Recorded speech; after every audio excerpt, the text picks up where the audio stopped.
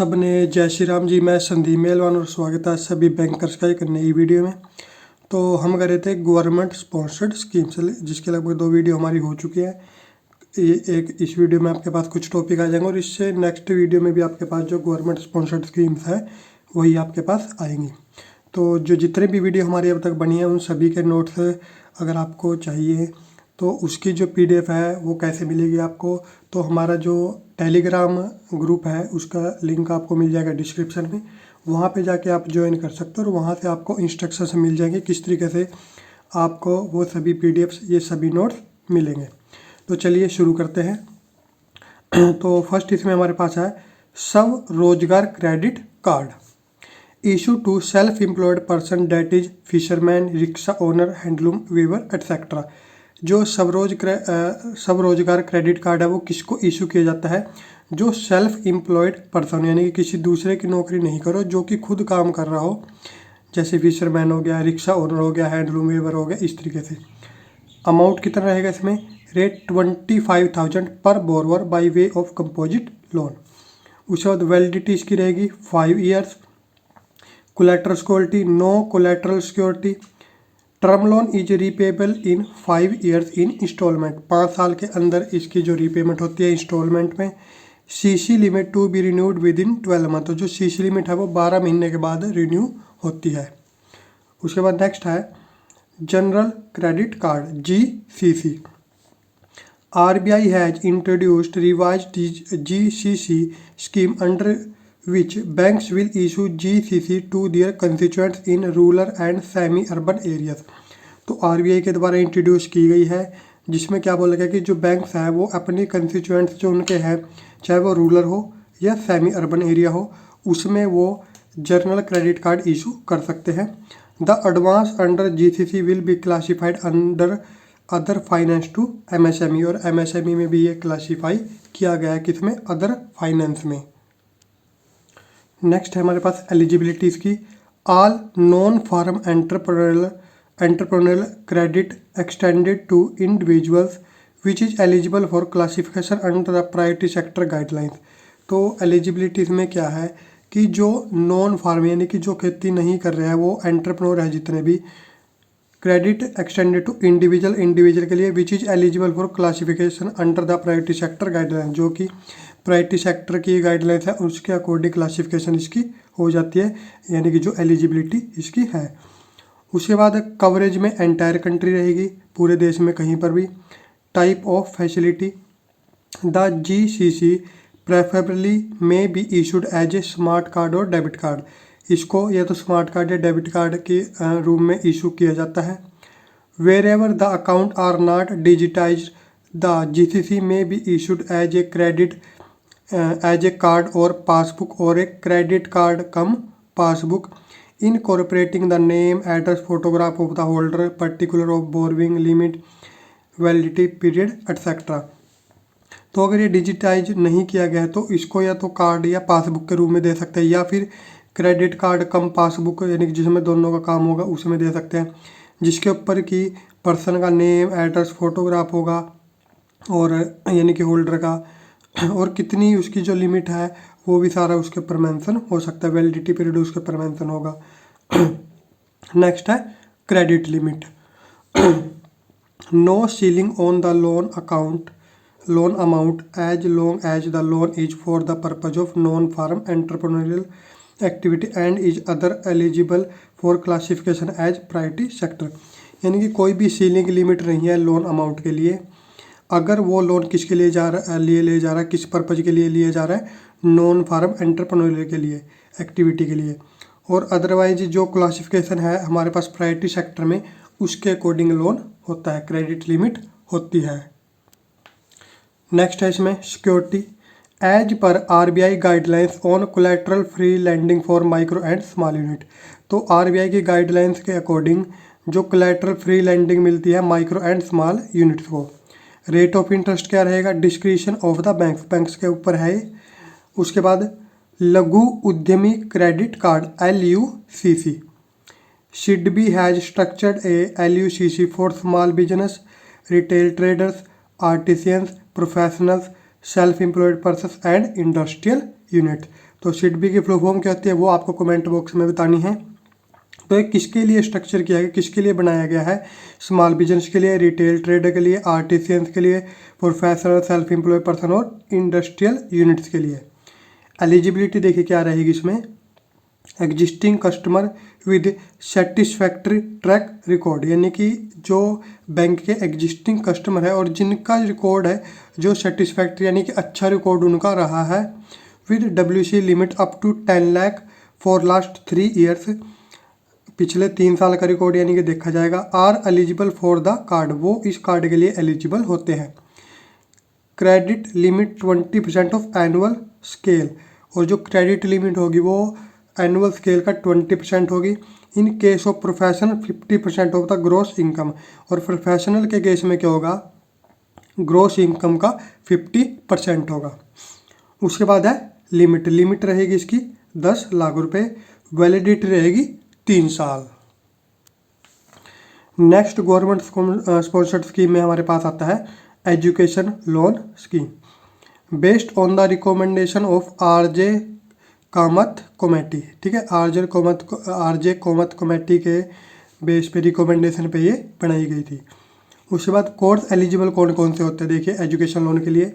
Studies in India, अगर India के अंदर की स्टडी की बात हो रही है तो all kinds of education in India, जितने भी यानी कि इंडिया के अंदर जो भी कोर्स होता है वो सभी इसके अंदर एजुकेशन लोन के अंदर एलिजिबल है।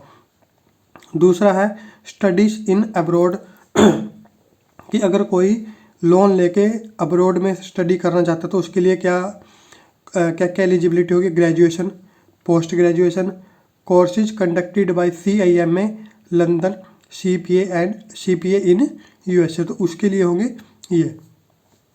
उसके बाद है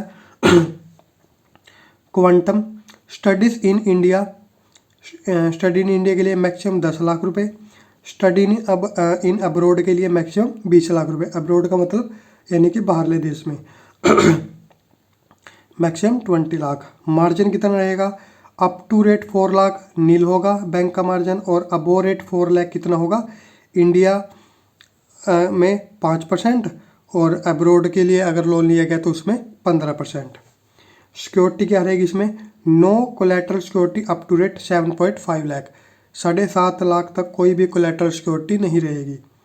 रेट ऑफ इंटरेस्ट क्या रहेगा, अप टू रेट 4 लाख तक बेस रेट रहेगा, और अबो रेट 4 लाख में बेस रेट प्लस 1% हो जाएगा। नेक्स्ट इसी में है interest to be debited quarterly और हाफ ईयरली, जो इंटरेस्ट है वो क्वार्टरली या फिर हाफ ईयरली बेस पे जो डेबिट होगा on simple basis during the repayment holiday period.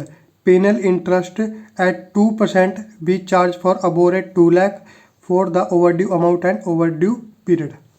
उसके बाद बात आती है रीपेमेंट की, तो रीपेमेंट देखिए कैसे होगी, कोर्स पीरियड प्लस 1 ईयर, यानी कि मान लो किसी ने मान लो बीटेक की है तो 4 साल का उसका कोर्स पीरियड था, उसके बाद 1 साल और वो रीपेमेंट पीरियड हो गया। BA की है तो 3 साल प्लस 1 साल हो गया। या फिर दूसरा 1 year after getting job which ever is early, या फिर जॉब लगने के 1 साल के बाद, इन दोनों में से जो भी कम होगा। उसके बाद the loan to be repaid in 5 to 7 years after commencement of repayment, और 5 से 7 साल के अंदर वो जो रीपेड किया जाना चाहिए loan. Interest concession of 1 to 2% में भी प्रोवाइडेड, और जो इंटरेस्ट कंसेशन है वो 1 से 2% प्रोवाइड की जा सकती है if provided if the interest is service during gestation period. उसके बाद वोकेशनल एजुकेशन एंड ट्रेनिंग, ये नेक्स्ट टॉपिक आ गया हमारे पास, vocational education and training. Quantum finance में देखिए क्या आ जाएगा, for course of duration up to 3 month, 3 month तक के कोर्स के लिए 20,000 रुपये, 3 मंथ से 6 मंथ के लिए 50,000 रुपये, 6 मंथ से 1 साल के लिए 75,000 रुपये, और अबोव 1 ईयर के लिए कितना हो जाएगा 1,50,000 यानी कि 1.5 लाख रुपये। नेक्स्ट मार्जिन क्या होगा, नील रहेगा। रीपेमेंट पीरियड क्या रहेगा देखिए, मोरेटोरियम पीरियड प्लस, अगर बात करें कोर्सेज अप टू 1 ईयर के लिए 2 से 5 साल के लिए, और बी के दूसरा क्या रहेगा, अबोव 1 ईयर में क्या रहेगा 3 to 7 ईयर। उसके बाद मोरेटोरियम पीरियड देखिए कितना होगा, 4 courses of duration up to 1 year, 1 साल तक की ड्यूरेशन के लिए मोरेटोरियम रहेगा 6 महीने from the completion of the course.